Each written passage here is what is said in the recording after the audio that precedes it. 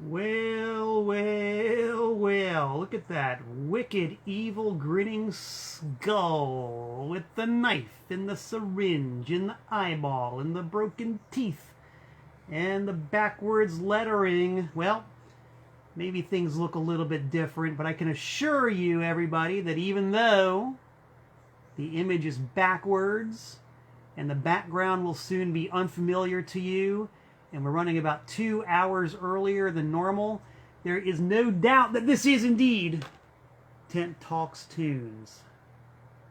Did I mention that I have a guest here today? Well, please allow me to mention that I do have a guest, Mr. Jeffrey K. Clayton. Hello, Malcolm. Good to have you, sir. Has anybody here seen my good friend Malcolm?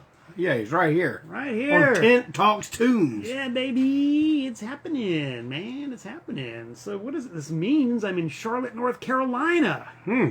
Home of the almighty ANTiSEEN and the Clayton Presidential Palace, where we are.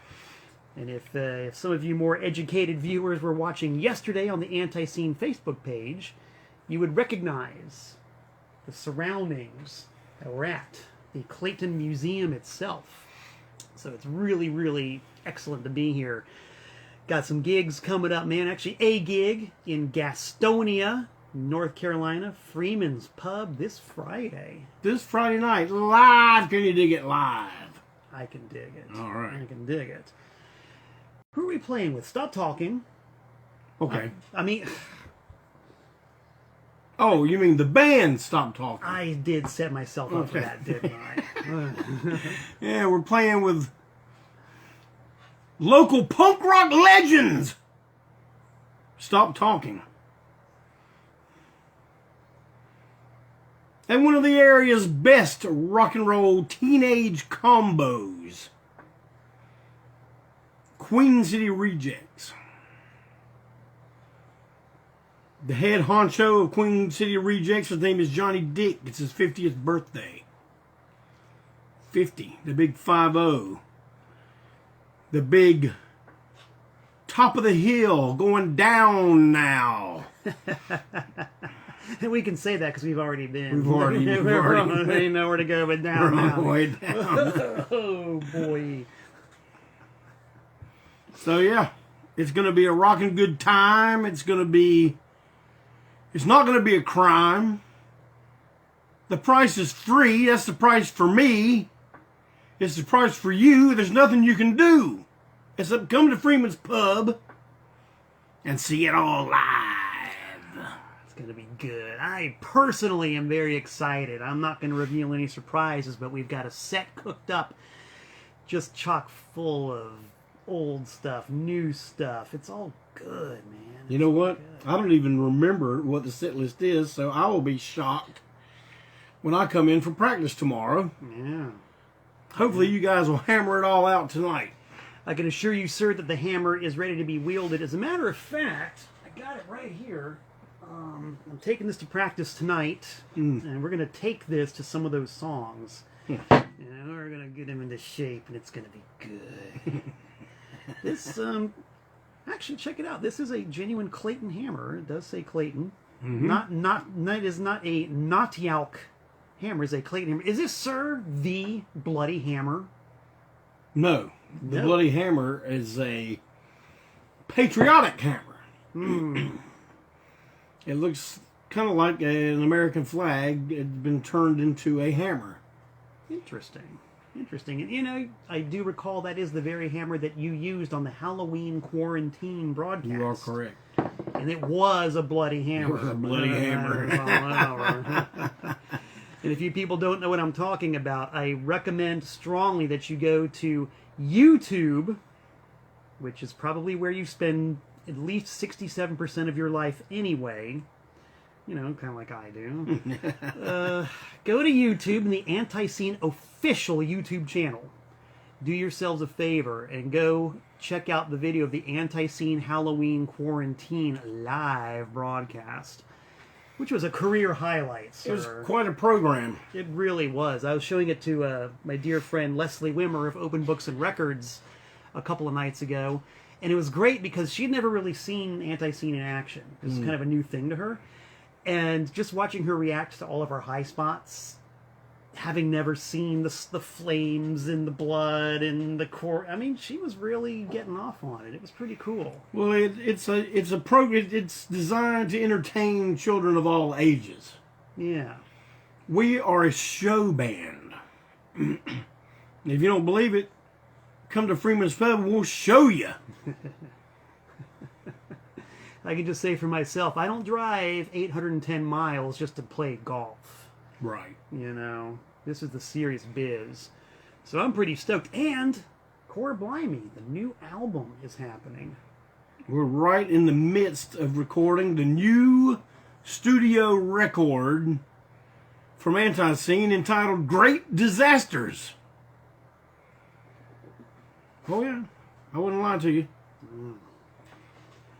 Got the guitar parts down, got the drums down, and all that's left is, well, the bass and the vocals. Mm-hmm. So, all right, ball's in our court.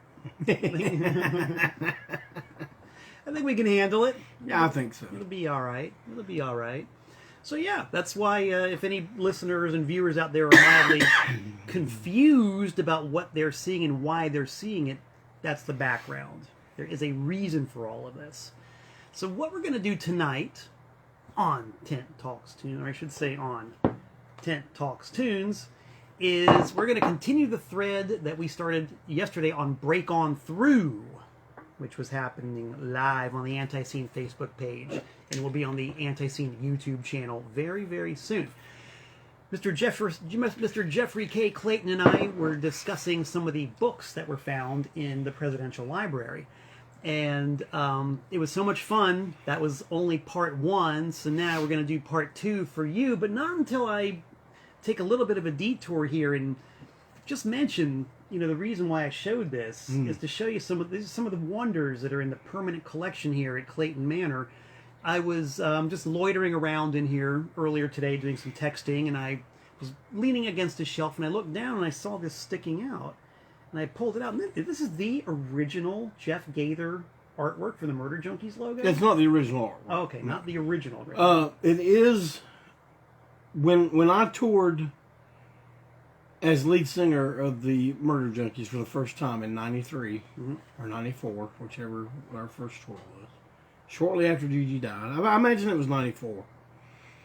I did a group of t-shirts that I took with me to sell that had the artwork on it and just had Murder Junkies in red. And that is the original artwork that the screen printer I used at the time, which was Contagious Graphics here in Charlotte, North Carolina. That's what they used to burn their screen. And that is what now? 94 to 2004 to 14, 15, 16, 17, 18, 19, 20, 21. It is now 28 years old. Man, that's wild.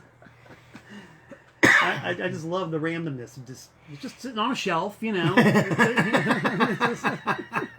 This is, honest to God, this is Rock and Roll Hall of Fame material, you know, and I'm not even being facetious. This is really, that's real art. I don't know if the people out there can see the fact that it's pen and ink and pencil, and there's corrections and alterations. You know, I have all respect in the world for digital artists because I don't know how to do any of that. But just seeing the details and, you know, the attention to the work itself is really, really cool. So that's just a thing, you know? I'm glad you like it. Yeah, me too. All right. Well, let's get right down to the topic at hand, which is literacy in America, which is very important. Yesterday we talked about books that Jeff has on his shelf that I don't and that I wanted to know more about. Today, we've got books that we have in common in our respective libraries. And so we're going to do a sort of a compare and contrast on 2 books, each one about a different artist. And we're going to do some critiquing and some fanboying. And the first 2 books I got, and by the way, Jeff has seen none of these. This is totally live. First 2 books we got are about Los Ramones. Los Hermanos Ramones.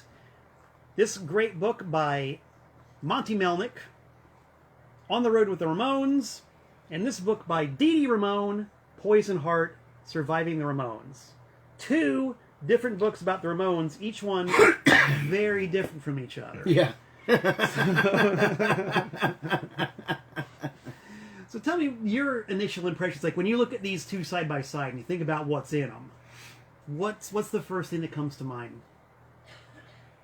The first thing that comes to mind, well, for the record, I love On the Road with the Ramones. I love it. Yeah. I don't think. Let me think of a clever way to put this, sir. I'm not happy with a lot of the some of the anti-Johnny vibe that goes on. But I guess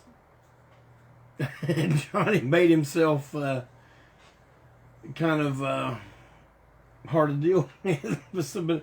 But I think on a whole other level of hard to deal with, I think of this book. And I don't know how any of them did it. Yeah.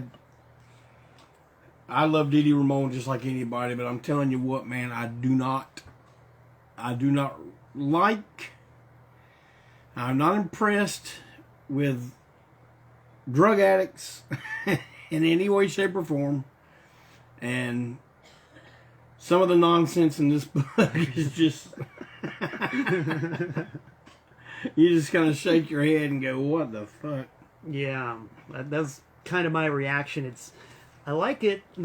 I'll agree with you. I love this book. This book was really the first sort of glimpse behind the veil that we had of the Ramones, and that one reason why the Ramones were so perfect and their shtick, if you will, was so perfect is that you didn't know it was a shtick. You thought there were these four guys in ripped up jeans and leather jackets, and they, sniffed glue and hung around and just watched TV all day. But to see the reality of what the band relationships were like was a real eye-opener. And Monty Melnick, he was the road manager of the Ramones. He was actually with them like pretty much every day, for the entire run of the band from the very beginning to the very end. And I think he plays it straight. Johnny definitely does come off as a sort of a little Hitler type of dude. But, as you pointed out, considering the personalities that he had to deal with, the ordeal of trying to get Joey onto the, into the van. I'm surprised he wasn't a little bit more like an Idi Amin instead of a Hitler. Yeah, right?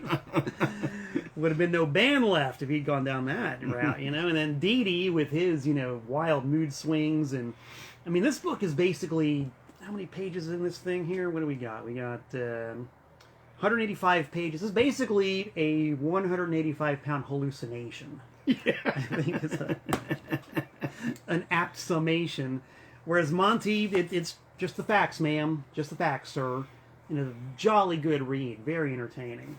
I like the format of these these kind of books that go in like, where you're like, here's the subject, and you got all these different people commenting on this subject. Right. I love that format. Yeah. In any book, not just this one, but in any. We know that reminds me of, Johnny Lydon's first book was kind of like that. He told the story, but he had the interjections from Steve Jones and other people. And they'd call him out and say, that didn't happen that way.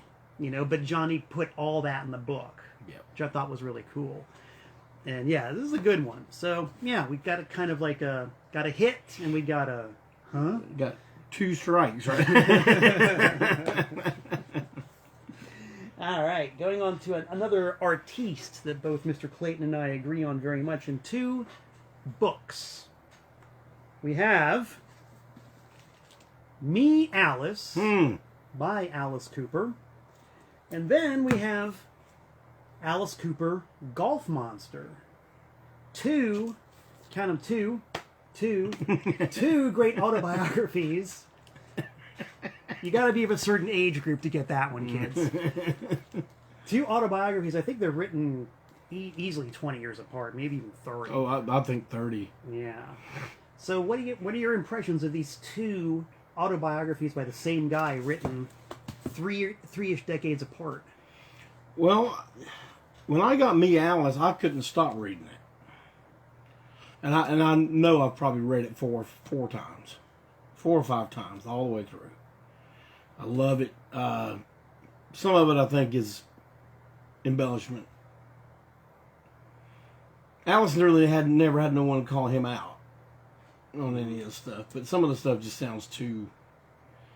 But I don't know, maybe that's the stuff that's real. But I always kind of wondered why he even did Golf Monster. And I did not like the format of that. I did not like the interspliced golf stuff and then going back to the rock and roll. I mean, it's like, wasn't there a book before this that he did? No, I don't think so. I think it wasn't. Unless it, no, I don't think so. I think those are the only two. Okay. If anybody out there knows, feel free to comment. I think these are the only two. Well, I just kind of wondered why he even did Golf Monster. I mean, it's obvious why. Yeah. But I don't know. I don't think I was as impressed with Golf Monster as I was Me, Alice. And Me, Alice is a hard one to find. Yeah, real hard. I've never even owned a copy of this one. The only time I ever read it is because my high school library had it for some strange reason. I think I was in 10th or 11th grade. Mm-hmm. So I checked it out and read it, and I have never seen a copy of it since except for the one that you've got in your library. The impression I sort of get with the Golf Monster is that he might have been trying to make up in his current state as a born-again Christian rock and roller. He might have been trying to sweeten the history a little bit, got the can of white paint out a little bit. This is a much raunchier book than Golf Monster is, you know. There's a lot of stuff in here now that he probably didn't want his daughters reading, or, you know. So. There's some stuff in there that he says he did that I just go, man, you're a twisted fuck. The thing about the donuts. I'm grossed out to this day. I mean, he let that go, and his sister probably read this book. Right? That's not nice. She'd have kicked his ass. Seriously, man. Maybe she will yet. I don't know, but it's like, you know, having said that, I enjoyed this one. It was cool because it's got some details that this one doesn't, and, you know, the golf. I didn't give a good goddamn about the golf, really. But I would definitely have to go for Me, Alice, for sure. But really, the one that I really go for is the Dennis Dunaway book. That Dennis Dunaway book is amazing. That's the one. Because you know that guy had a clear mind during all that. I don't think he was... I mean, I don't know. I don't know the guy. But I don't think he damaged his memory with a lot of chemicals and stuff, and he seems like an archivist too. Like he really keeps things in order and straight, you know. And I think he's probably a lot like you are with his stuff with the Alice Cooper band. Yeah, like you are with all the stuff you do. Yeah. I kind of got the impression that he must have been keeping a diary, like back in the day, because there's so much attention to detail in there, and it really rings true. I mean, like, I think it's kind of like what you said, well, about the Dee Dee book, and even this one a little bit. You can tell when someone's just bullshitting you, and I didn't get that impression at all from the Dennis Dunaway book. Right, I didn't either. I didn't see that one on your shelf, though. Is that out there? It's out there. Oh, okay, I missed it somehow. I don't know. There's also the Michael Bruce book, which we kind of glanced off of that one yesterday. But there's at least some peripheral involvement with Jeff Clayton in the Michael Bruce book. Mm-hmm. Yeah, I made some contributions there for Billy James when he was doing it, and of course, this was before Alice and those guys made nice. Yeah. So it's a bitter book. Yeah. And, definitely. I do remember that when, and for those of you who don't know the background, Michael Bruce was living in Charlotte for a while. Wilmington. Wilmington? I don't know why I keep saying Charlotte. He was in Wilmington in the 90s. So if he was in Wilmington and you were in Charlotte, how'd you guys actually connect? Well, I saw an ad in one of the entertainment papers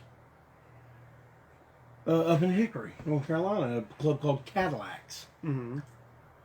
And it said Michael Bruce and the $1 Billion Babies. Now, there's no... when you're a big fan, like you and I are, you know what that is. There's no denying what that's going to be. Right. So, I'm there. And sure enough, it was him.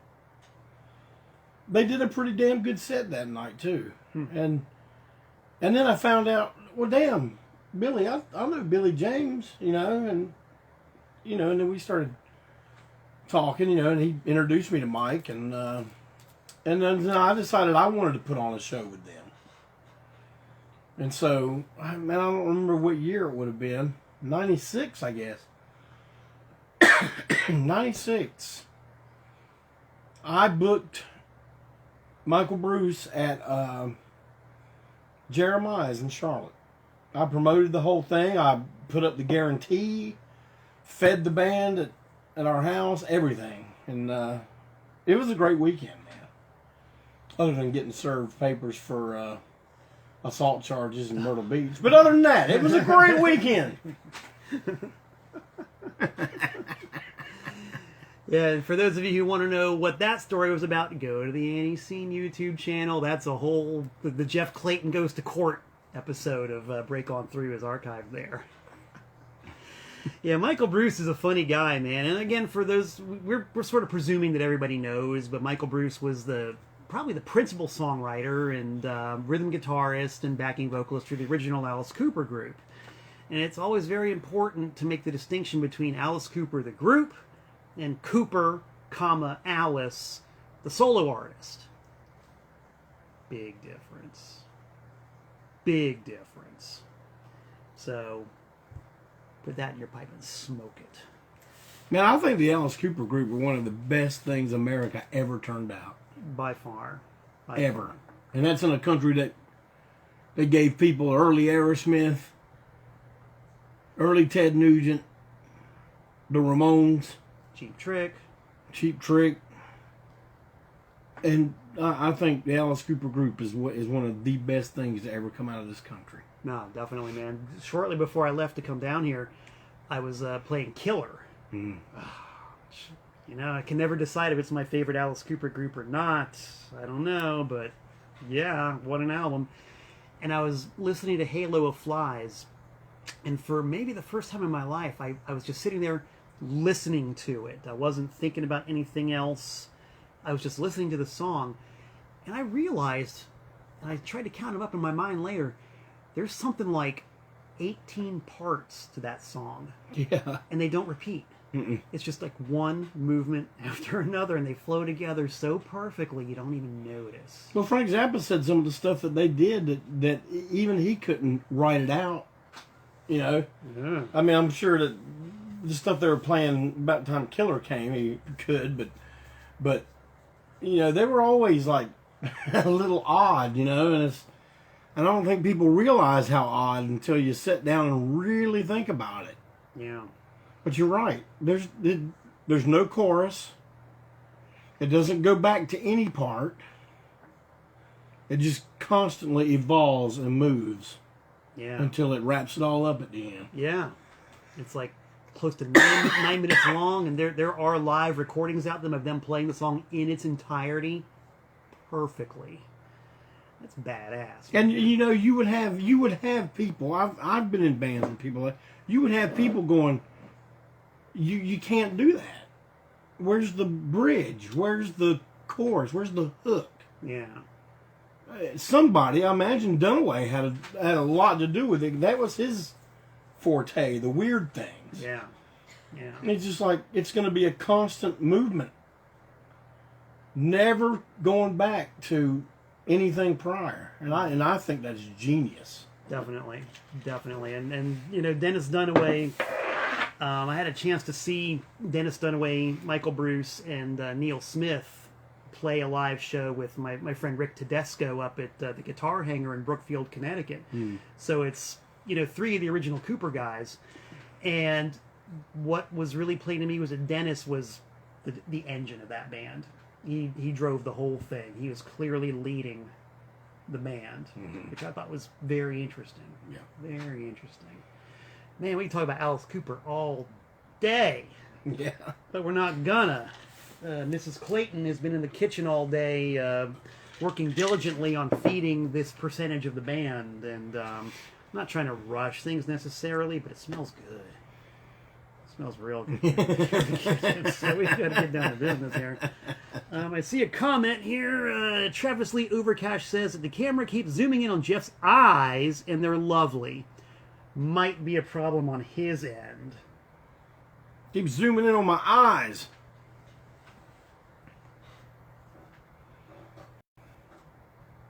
Whoa. Are my eyes doing anything weird?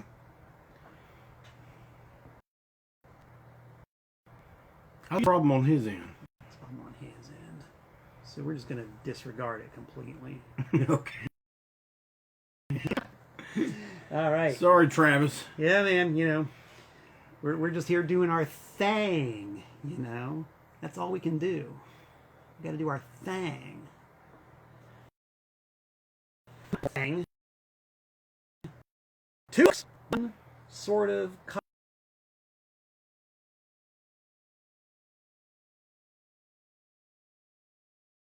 commonality, but world.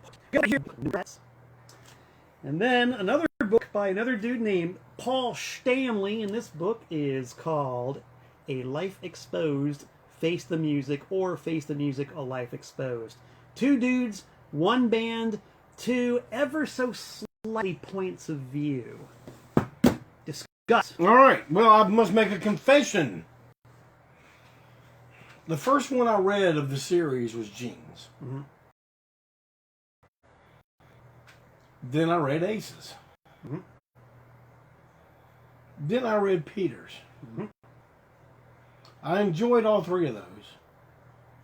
But by the time I got through with Peters' book, and as a matter of fact, I think Jeff Skipsky may have sent me this Paul Stanley, I had about all the Kiss biography I wanted. And I have yet to read it. But I have heard plenty about it. Well, and I can tell you about this one. I enjoyed it for the most part. I wish he was a little clearer on some things, but we all know why he wasn't. But there's an entire chapter in here where he discusses his vices and what he was on, what he was doing, and I skip right over it. I'm telling you, I'm not impressed with it from anyone.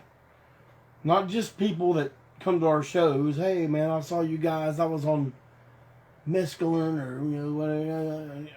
Not only do I not give a fuck, but when Ace Frehley's like, oh, I was on this. I don't care. I don't care about people's stupidity. And reading about it is not entertaining for me. It's a chore. But the rest of the book, I enjoyed. I hear he's writing another part. Or I guess he's going to go and fill in a lot of blanks that he left in this one. We'll see. it'll be interesting. I wonder how he's going to do that. I don't know. But hopefully by that time I will have read this Paul Stanley on my own. But the thing I didn't like about Peter Criss's book, I think is also going to be the same thing I will not like about this Paul Stanley book from what I understood, and that's about all the whining. See, I don't want to be a spoiler. 'Cause I've read this book. Yeah. And I of the four, it's my favorite. Oh, really? It really is. Okay. Absolutely my favorite. And I agree with you completely about Peters. I was just like, I wanted to strangle the book just reading. I was like, Jesus. I was just like, oh, okay. So, you booby trap everything you try to do with this band. And you try to point fingers at everybody, that it's something to do with everybody else, not you.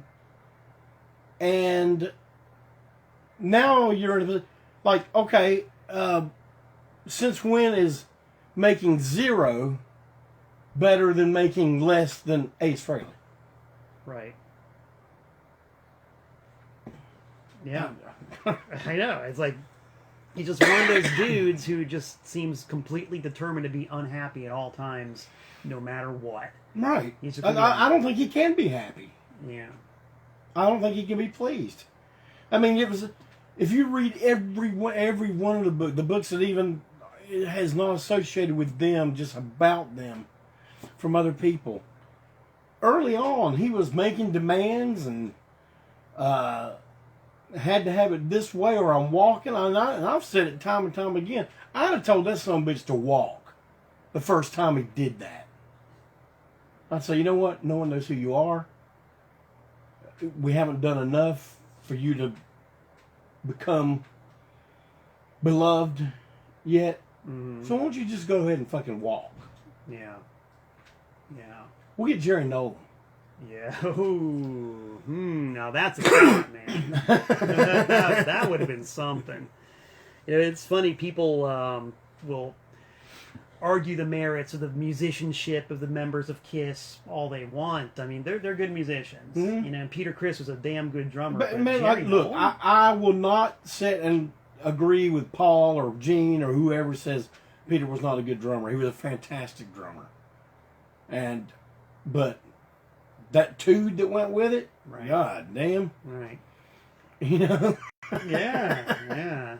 It makes you wonder, because Jerry Nolan, someone wrote a book about Jerry Nolan, which I've never seen, but I saw an interview with the guy, and Jerry Nolan apparently had his own set of baggage, you know, being with the Heartbreakers and whatnot, but God, what a drummer. Dude was good. He might have been single-handedly the best musician in the Heartbreakers, I would think. That might be a topic for another Tent Talks Tunes. I'm just going to weigh in with my own 4 or 5 cents about this book. I thought the most interesting thing about this book was that the longest, most detailed story that he had in the whole thing was a story about blowing something up with a modified M80.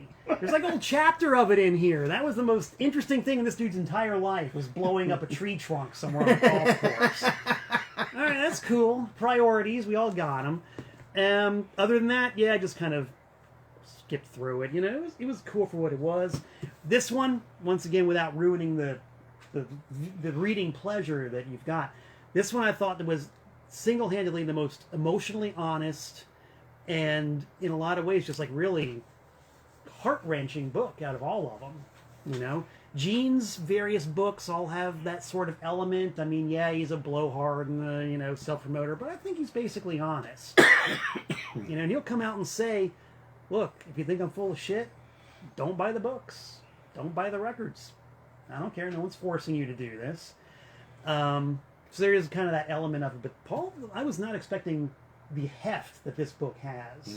So that was pretty cool. No, I will. I'll look forward to reading it. Yeah, it's a good one. All right, I got one more set of 2 books. They sort of compare and contrast, if you will. Wait, let's see. Andy Miller. What's Andy Miller got to say? Gene's book was his favorite by far. Ace was just a bunch of drug stories. Peter and Paul both cry a lot. There you go. I'll drink to that.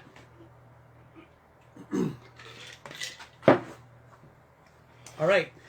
These next 2, some folks might not think are rock and roll. Some might think it's more rock and roll than anything we've talked about so far.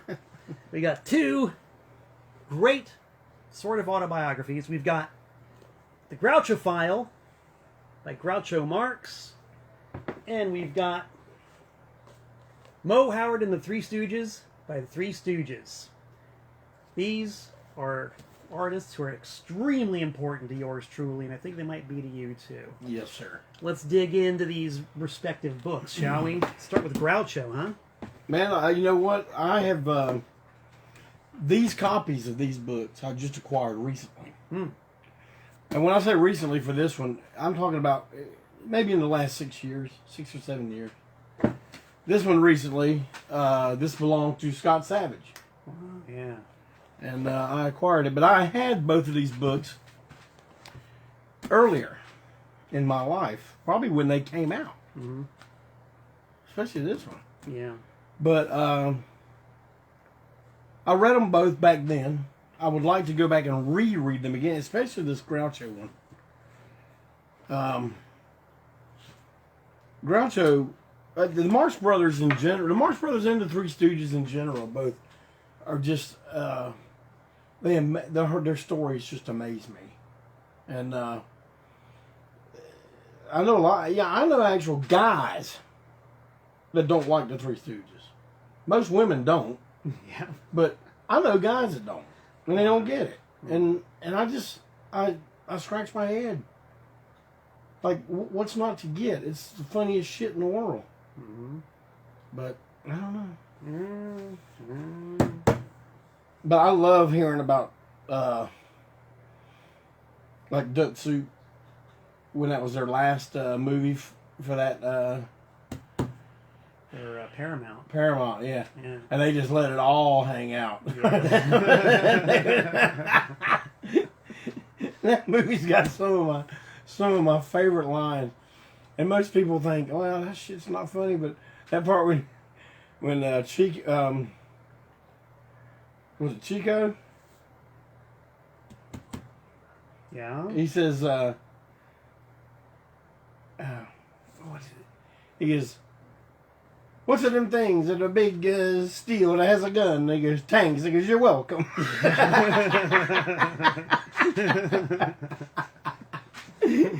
Shit like that. Yeah. Just like and a woman goes, well, I never, and at this rate you never will. Kind of reminds me of some of the repartee in a certain band that we're both in, you know? It's very much Marx Brothers-esque in our band. Yeah. Non-stop, baby. If you can't keep up with it, you're just Margaret Dumont. You better give it up. Yeah, you'll be going, oh, at some point.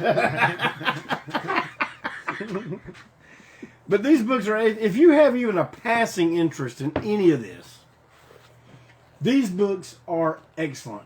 And they're relatively cheap. You can still find these at a really good price. You know, these are, they're paper. I'm sure they were hardback editions. But look at this great stuff in here, man. Look at that. Oh, yeah. Mm-hmm. Mm-hmm. You know, it talks about when Groucho was doing You Bet Your Life, you know, it talks about into his retirement. It's a wonderful, wonderful book. And man, these guys had some fucking stories to tell. Yeah, they were a wild bunch. All five of the Marx Brothers, yeah, for that matter. Even off camera. Yeah, maybe even especially. I mean, because they, you know, what you saw on the screen really wasn't that far removed, you know, from their personalities in real life. They were the ones who would go around, you know, just out in the real world doing this stuff, you know. Like total anarchy. You know, whereas the Stooges, you know, were more like, you know, if I have to use the word, you know, respectable off camera. They were settled down. Mo Howard was a businessman. You know, Larry was, you know, kind of a playboy, but nothing that you really wouldn't expect. They confined it to the screen mostly. But God, I love the Three Stooges. I just love the Three Stooges. Let me tell you a great Three Stooges story. Yeah. The Young Brothers used to love to tell this story. Right. Because it happened in Lenore. Okay. Well, you know, well, first of all, down in Baden, North Carolina, a little town close to New London. Okay. There was an old theater there, and it was a vaudeville theater. And there was actual pictures of the theater with the Three Stooges on the marquee. And it wasn't a film, it was them live there. Yeah, and in later years, I guess maybe in the 60s or early 70s, Mo Howard was doing some kind of, I don't know if it was a Q&A or meet and greet or what, or some kind of Stooges fan fest thing in a theater in Lenore, North Carolina. Wow. And they say that his car service, or I guess he took a car from the airport or whatever and came straight to the theater. And he said he got out of the car, had his bags with him, and there was a bunch of kids back there wanting to meet one of the Three Stooges. He just looks at them kids and says, Where can I get something to fuck around here? What? Oh, man. Man, Jeff and Joe both love that story. I forgot who told them that, but they said it was true. Well, that certainly puts a whole new light on Mo Howard of the Three Stooges. I still love the guy. Maybe I love him even more now. Yeah, that's pretty cool, man. I mean, I was talking to somebody recently. I'm one of those dudes. I've got, all the Three Stooges on DVD. I got every single one of them. I'm the type of dude, I'll sit there with the pause button on the DVD watching frame by frame just to see how they cut the film and how the pratfalls are achieved, and how the guys will bounce back or, I just love that kind of stuff, man.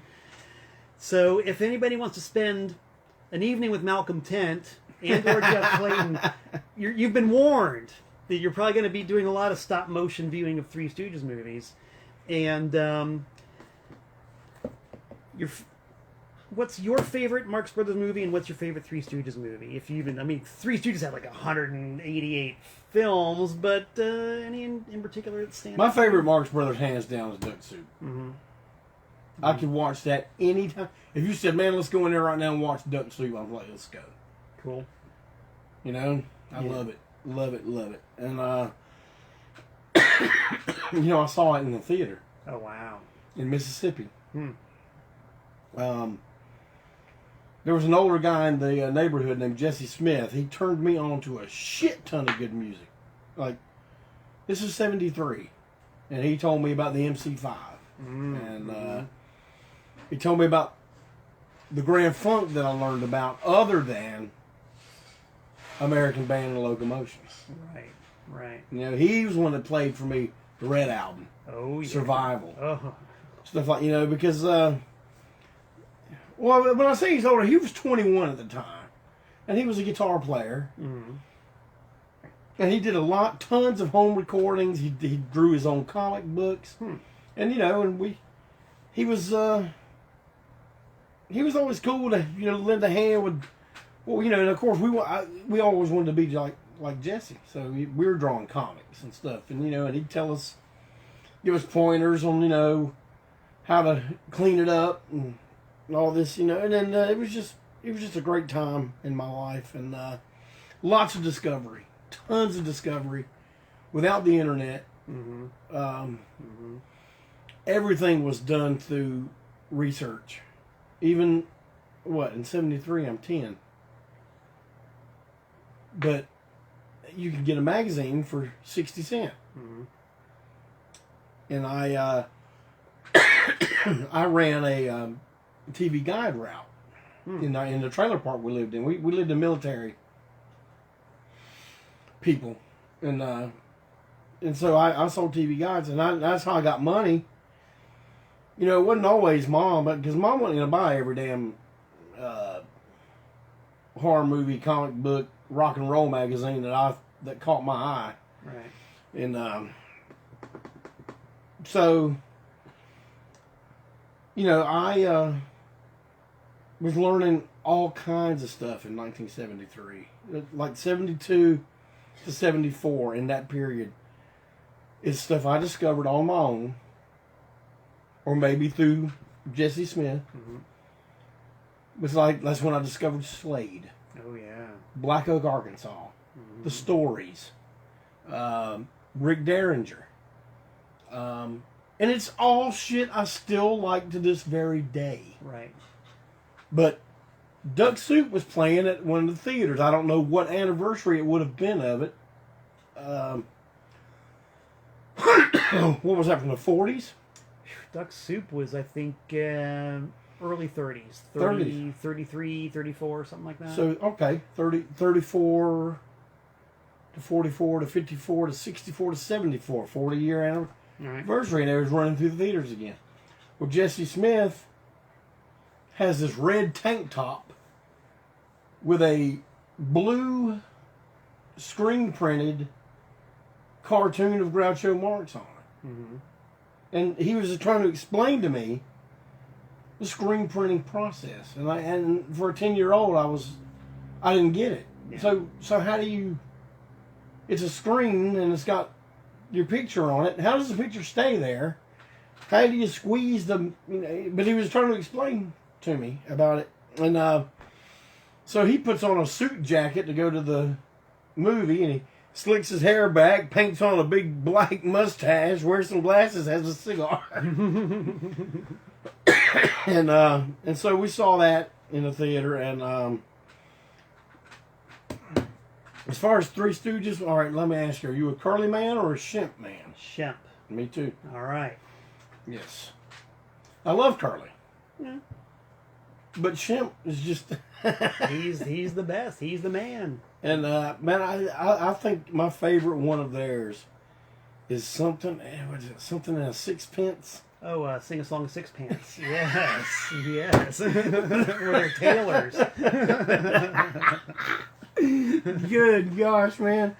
You can put that on any time, and Same here, man. No problem. Pretty much almost anything, like in the first couple of years of when Shemp was in the threes, just put him on. Let's watch him now, you know. I'll tell you my favorite one, and I was like, this happens to me a lot, okay? I get a favorite album by somebody or favorite anything by anybody, and I'm like, this is the best thing I've ever seen, and I'm going to research it, and I'm going to find out that everybody else thinks the same way. Whenever I do that, whatever it is gets reviews being the worst album, the worst book, and in this case, the worst Three Stooges movie. My favorite is a Shemp movie called Cuckoo in a Choo Choo. And it's when they're on a railway car named Schmo.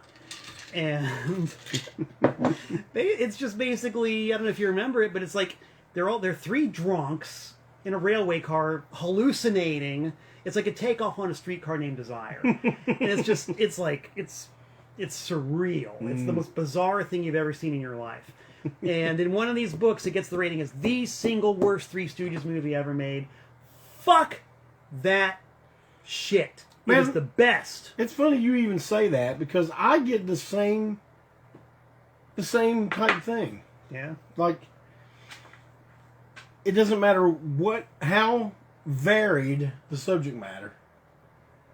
If it's the one I pick, critics mainly think, well, it's the worst of the fucking bunch. Like one of my favorite Godzilla movies, Godzilla vs. Megalon. Yeah. Crap! How about Godzilla vs. the Smog Monster? Well, see, I think that gets kind of good ratings.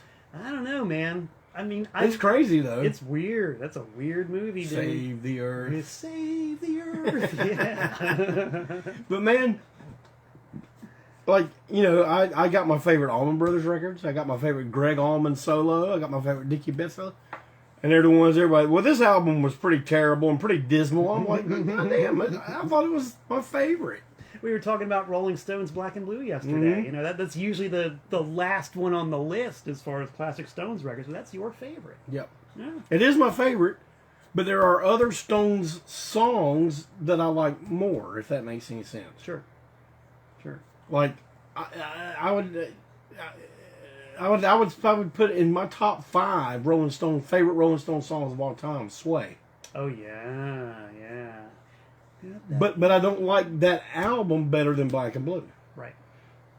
You know what I mean? Oh, yeah, no, totally, man, totally. You know, that would lead right into Exile on Main Street, which I think is completely overrated. I do, too. I really do. It's 2 records. I mean, it could have been 1 record. It could have been 1 record and been excellent. Right. I think it was way too much excess, and it wasn't filled with good like maybe London Calling. Right. You know, and I never got why it got the praise it gets. Probably because someone paid for a nice advertising campaign, paid a few critics to go nuts over it. 'Cause how else are you going to sell a double album? It's too expensive. No one else is going to buy it otherwise, unless it's a goddamn classic. You know? Jeez Louise. But I don't want to get cynical or jaded, you know. Right. More so than normal. We've had a lovely discussion, and I can smell the fresh baked bread. Right. It's kind of wafting through here. So, well, Malcolm 10, I'm going to do something on your show that you don't know is coming. Uh-oh. Oh, yeah.